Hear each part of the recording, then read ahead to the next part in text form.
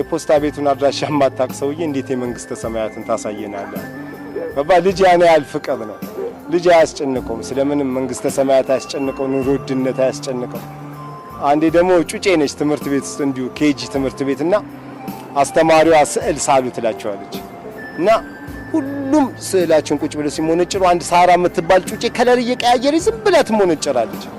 ከዛ እንዴ ሳርዬ ምን እያደረግሽ ነው ትላታለች አስተማሪ።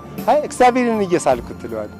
ከዛ አስተማሪዋ ትገረምና ዝም ብላ ማናችንም እኮ እግዚአብሔርን አይተነው አናውቅም ሳርዬ ትላታለች። አይዞሽ አትጨነቂ ከትንሽ ደቂቃ በኋላ ታውቁታላችሁ ስላው ሲጨርሰው እና ልጅ ያለ ፍቅር ነው ገባ መንግስተ ሰማያት ገሃነም አያስጨንቅ። ለዚህ ነው ልጅ ኢየሱስ ክርስቶስም ልጅ ካልሆናችሁ አትወርሱም።